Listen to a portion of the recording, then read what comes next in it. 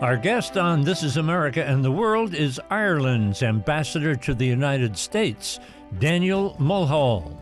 Ambassador Mulhall has previously served as Ireland's ambassador to Malaysia, Germany, and the United Kingdom.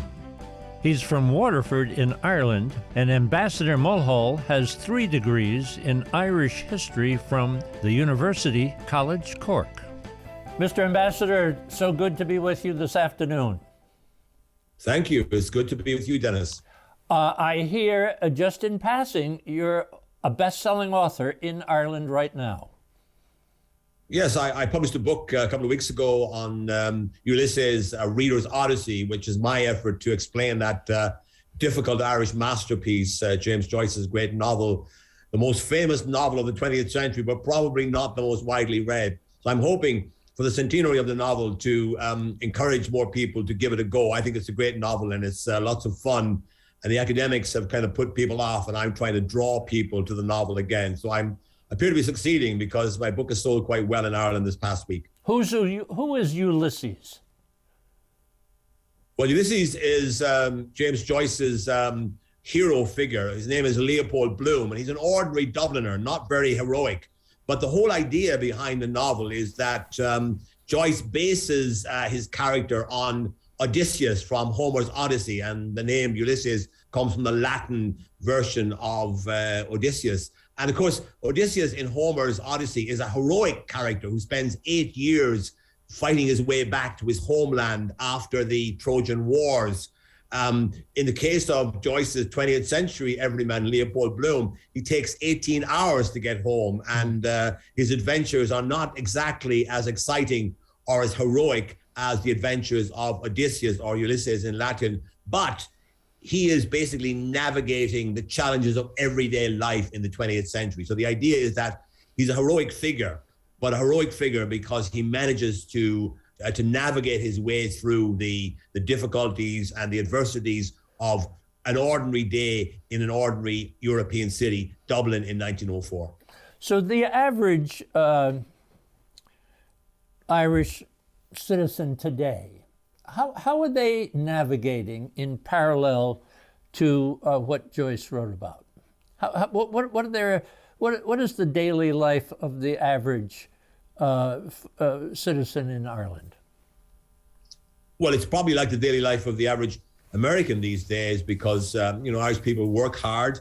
A lot of people work in the high-tech industries that are dominant in Ireland, the IT industry, the pharmaceutical industry, the financial services sector, the medical technology sector. So all of those industries have done very well in the last few years because, of course, the demand for pharmaceuticals and med tech and software and IT products has actually gone up in the last few years. So the Irish economy is doing extremely well. It's going to grow by a huge amount. I haven't seen the final figures for last year, but it's going to be a very strong performance. It looks like the performance will be equally strong, if not stronger, this year. So we've actually managed to get through the pandemic pretty well. And the death rate in Ireland, by international standards, has been quite low. Mm-hmm. People are heavily vaccinated. So, for example, about 93% of all adults in Ireland are fully vaccinated, Wonderful. Which means that although we still have a lot of cases of the Omicron variant, we don't have so many people in hospital, nor do we have too many people in the ICU units,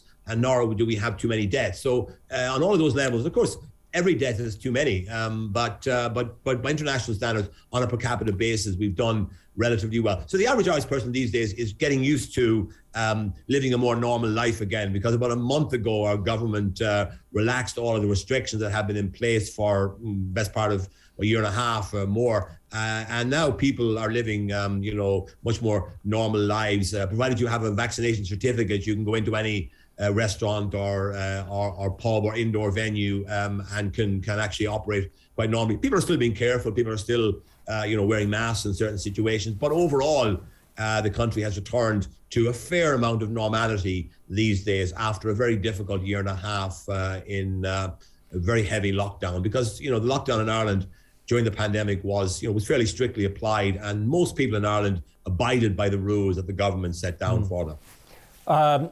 As we go to the break, tell me 3 things people should know about Ireland.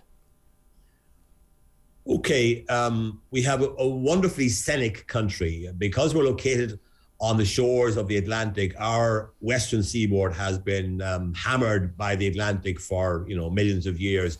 That means that our landscape is particularly attractive. I think we also have a very engaging culture. If you think of the Irish traditional music and dance, and that's a very attractive part, and our literature as well, very attractive part of Ireland. And then, of course, our people. Our people are famously warm and welcoming, and that's why Americans who visit Ireland this year will be overwhelmed by the welcome they will receive, because we haven't had too many Americans visiting now for the last 2 summer seasons, and we're looking forward to having them back again this year. Let us take a little break. Tell the folks back home we are talking with Daniel Mulhall. He's the ambassador from Ireland to the United States, former ambassador to Malaysia, Germany, and the UK, representing Ireland, of course. And now we find out a very famous and popular author over there at Ireland. Take a little break. Back on the other side, This is America and the World. Underwriting for This is America and the World is made possible by the Japan-America Society of Washington, D.C., the Republic of Uzbekistan, the Sultanate of Oman, the Kingdom of Morocco, the National Association for Children of Addiction, Faces and Voices of Recovery, the Forerunner Foundation, the Rotendaro Family Trust, and the Embassy Series, Uniting People Through Musical Diplomacy. Mr. Ambassador, how many people identify as being Irish American? In the last census, it was 33 million people identified as being of Irish heritage. And that right? Means that 1 in 10 Americans has an Irish background. Now, I reckon the number is actually higher. Because a lot of Americans these days are doing their Ancestry.com, they're doing their 23andMe, they're doing their DNA testing. Oh, yeah. And a lot of them are discovering that they have an Irish heritage that they didn't realize they had. Yeah. It might be 10, 15, even sometimes quite a significant percentage, but it may be hidden by the fact that their names suggest a different background. So I reckon it could be as many as 40, 45 million people, maybe more in this country that actually have some semblance of an Irish identity. You are a historian. Yes. What would you say makes the Irish, the country of Ireland, so unique? You talked about its beauty, its natural beauty. And during the famine, of course, people had to flee, they had to go, they had to emigrate. The people, I've been there, it's so special and warm and welcoming. But from a historian's point of view, what would you say makes the country so unique? Well, first of all, we're an island people, and island peoples have a particular character. Yeah. We're also traditionally, not so much now, but our culture is very much a rural culture, which means it's a welcoming culture. People knew their neighbors in rural areas. They needed to work together to bring in the harvest and to deal with the sort of challenges of climate and so forth. Even in normal times, so it was a very cohesive society. I think going back a long way. Also, I think the fact that we had to struggle for our independence, I think, gives Ireland a particular character that we've not always had it all our own way. We've had some difficult times in our history. We were dominated from outside for a long time, for centuries, and I think the fact that we managed to achieve our independence 100 years ago this year, I think that still shapes our country, and it makes people appreciate what we have in Ireland. And I think Irish people also appreciate our landscape and our culture. For example, we have our own native national games that are only played in Ireland, and we take great pleasure in those games. I love here at the weekends in Washington, D.C., I can check in on my local teams' games of hurling and Gaelic football on the internet. And we have a very strong sense of where we belong and the importance of our heritage and our history. And that, I think, is what makes us today an interesting country. We're not complacent. We haven't we haven't been wealthy for so long that we've begun to take it for granted and become discontented with our current situation. Let's say that a tourist is going to Ireland for the very first time, and you take off your tie and jacket and you become the tour guide. For the first time someone is going to Ireland. What would you have them see? What would you have them do? What would you have them experience? Just in broad strokes of the brush. Okay, well, they're likely to fly into Dublin. I would say have a look at Dublin for a few days. Dublin's a lovely, lively city with lots to do and see there. I would then, because I'm from Waterford in the southeast, I would recommend a tour south down to Waterford, the oldest city in Ireland, an old Viking city that's still got a very old feel to it, very authentic feel, some wonderful museums. Got Waterford Crystal, the Waterford Crystal factory is still there. At least it's now a visitor centre, but it's well worth visiting, and they'll allow you maybe, cut some glass if you're lucky. And then you go across to the west of Ireland, across to Cork and Kerry, do the Ring of Kerry, and then go north from there to County Clare, to the Cliffs of Moher, which are extremely well known and probably one of Ireland's leading scenic attractions. And then I would go up to the city of Galway, which is a very lively city on the west coast, and maybe do a little touring around the Galway area, north of Galway, and then maybe go back to Dublin. Now, of course, the rest of the country, north of Galway, is also well worth seeing, and there's another alternative, which is to go to Dublin, go across to Galway, and then go north from Galway up to Mayo, Sligo and Donegal, and that would also make it very attractive. And then into Northern Ireland and then down to Dublin, that would make a very attractive package as well. I recommend a full month to do the whole country. Okay, a full month. We have a drive now called the Wild Atlantic Way, which is 3,000 miles from north to south in Ireland, which takes you all around the little bays and inlets and wonderfully scenic places all along the western seaboard. Talk a little bit about the foreign policy of Ireland, because EU, of course, then Brexit and Northern Ireland. Put all those in a little package and explain. Okay, Ireland has been a member of the European Union now for 50 years. Membership of the European Union has helped to transform Ireland. When we joined in the 1970s, we were the poorest country in Western Europe. Now we're up there with the wealthiest countries within the entire European Union of 27 member states. It's a very wealthy country, isn't it?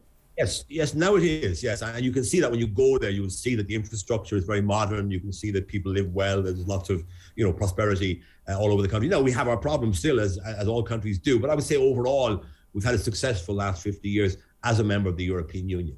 So, and of course, EU membership helped to improve Ireland's relations with our nearest neighbour in the United Kingdom, because we were sitting around the table together in Brussels and we were able to develop relationships with the British. And that helped to bring about peace in Northern Ireland in the 1990s, together with help, of course, from the United States in the form of President Clinton and Senator George Mitchell, who went in there and brokered a peace deal. Now, everything was going well a few years ago when Britain decided that it should leave the European Union. They had a referendum and they decided to leave the EU. That meant that immediately the border on the island of Ireland, which had been open for more than 20 years, totally open, you won't even know you're crossing the border most of the time, that border became an international border between the European Union, Ireland, and a non-EU country, Northern Ireland, part of the United Kingdom.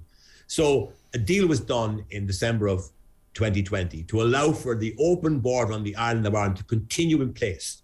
But in return for that, the British had to agree to check goods coming across from Britain to Northern Ireland to ensure that those goods are really meant to be consumed in Northern Ireland, are not intended to be shipped across the open border in Ireland into the European Union. And that has caused some difficulties because the British government are now talking about threatening to walk away from that agreement. We think that would be a very bad idea. And we've appealed to them publicly and privately to stick with the agreement. We can make it work. We can make it as easy as possible to implement that agreement. The European Commission is willing to reduce the paperwork, reduce the bureaucracy in order to facilitate businesses in Northern Ireland to benefit from the protocol, which gives them access to the whole of the European Union single market of 450 million people. That's a huge attraction, a huge advantage for Northern Ireland. And indeed, the trade from Northern Ireland has increased in the last year because of the open border with the rest of Ireland, an open border with the European Union with its huge market. So we are hoping that the two sides, the EU and the UK, will be able to reach an agreement to implement the protocol properly so that it protects the European Union single market and also gives huge benefits to Northern Ireland because it will have access to the UK market and access to the European single market as well. It'll be the only place in the world that will have access to both markets fully. The people come and go, and the people from Northern Ireland. Always people move back and forth. Even in the Troubles, people move back and forth.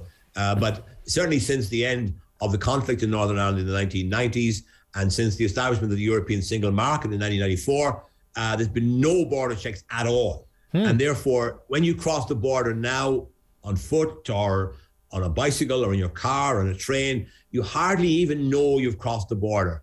Usually you only know because your mobile phone will change from a Southern Irish provider to a Northern Irish one. But other than that, you probably won't know whether you're in the north or the south. So there's totally free movement between people in Ireland, and we want to preserve that for the future. That's why it's so important that the two sides, the EU and the UK, get together and find a solution to the current problems that are dividing them.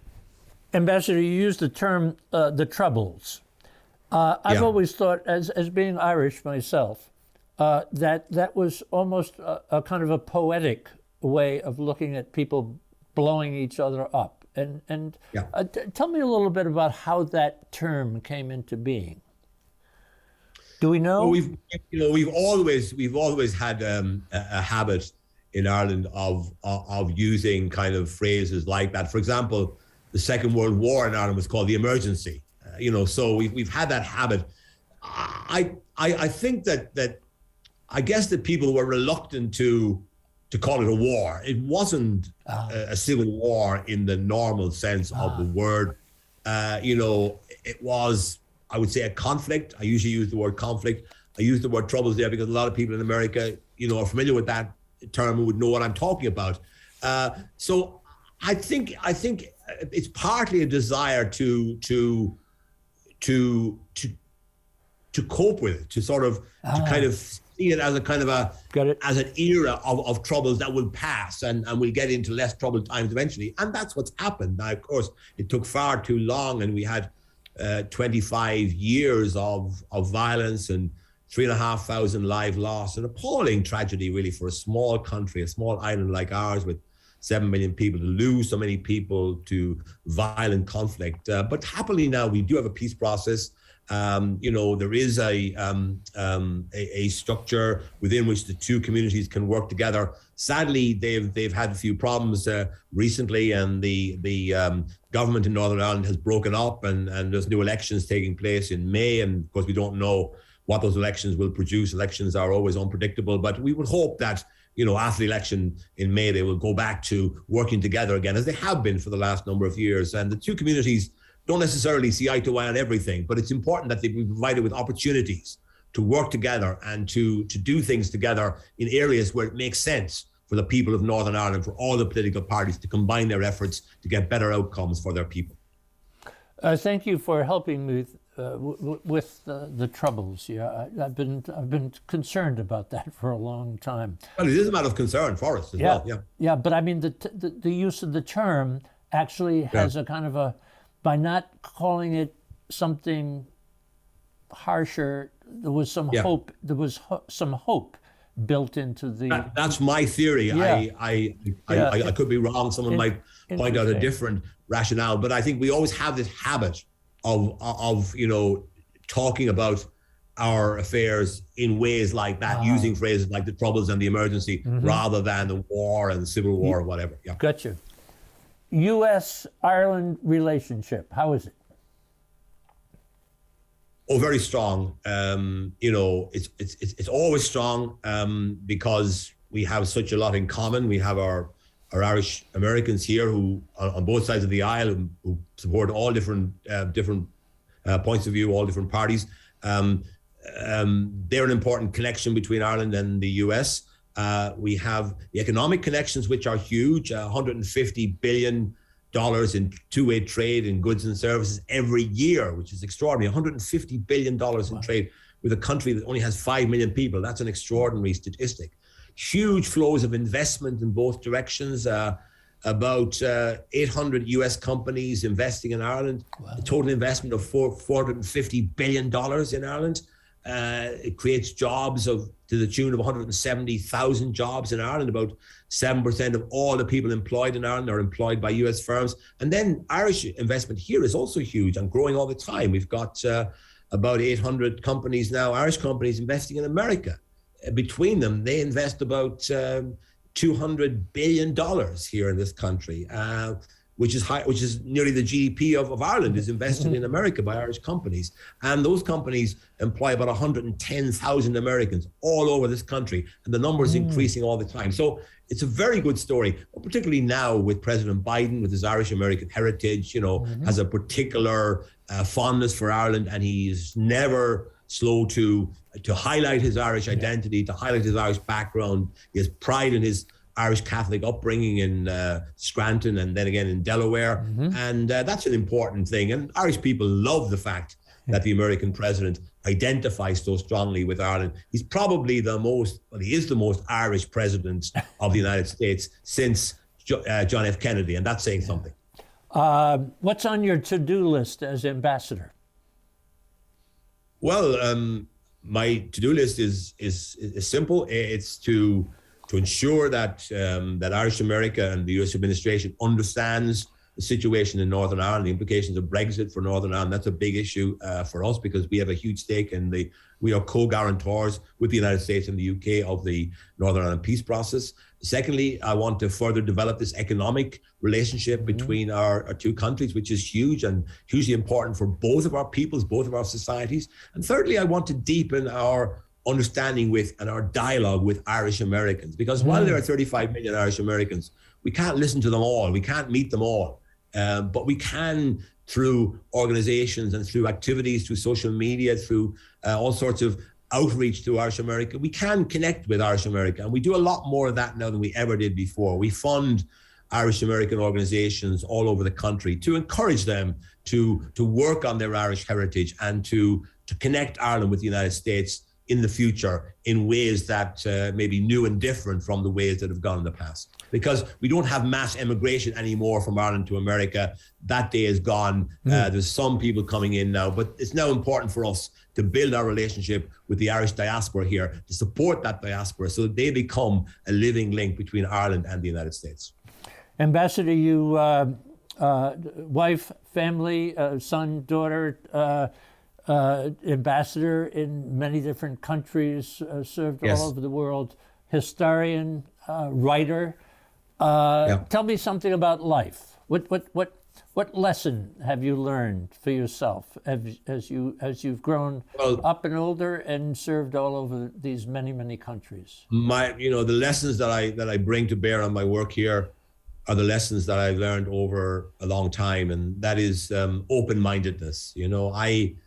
I think we all have a tendency to believe that we, our own people, our own country, our own society knows it all, and that everyone else should learn from us. My experience over 40 years of diplomacy has been that no part of the world has a monopoly on wisdom. And that if we're going to achieve whatever wisdom there is to be achieved, it's got to be by pooling our thoughts, pooling our ideas, and working together. So open-mindedness is what I really value more than anything else. I think with an open mind, any problem can be resolved. I think flexibility is also extremely important virtue for anyone, particularly for diplomats, because you have to be able to deal with different situations. I never know from day to day what I'm going to be doing because things happen and we have to respond to those things. You have to be flexible. And I think flexibility is a huge asset. And then the final point I say is curiosity. That's a bit connected with the open-mindedness. It's that whenever I come to a country like America, any country in fact, always come with a curiosity. I want to know more about America. Now I know that even when I leave, even if I stay for 10 years, I would never know everything there is to be known.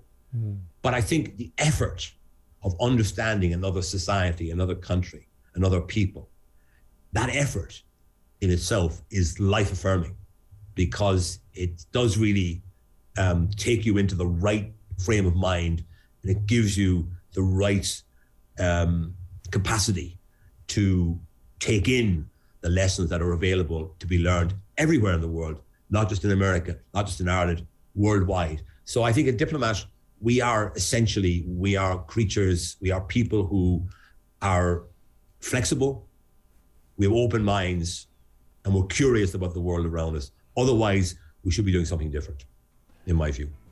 Mr. Ambassador, thank you for your time. Thank you for the flexibility in your schedule to have this conversation with us. Thank you so much. You are very welcome, and I wish you all the very best, and your listeners as well. Thank you so much, Ambassador. Thank you.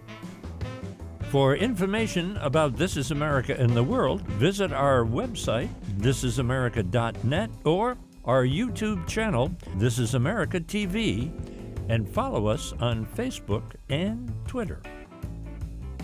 Underwriting for This Is America and the World is made possible by the Japan-America Society of Washington, D.C., the Republic of Uzbekistan, the Sultanate of Oman, the Kingdom of Morocco, the National Association for Children of Addiction, Faces and Voices of Recovery, the Forerunner Foundation, the Rotendaro Family Trust, and the Embassy Series, Uniting People Through Musical Diplomacy.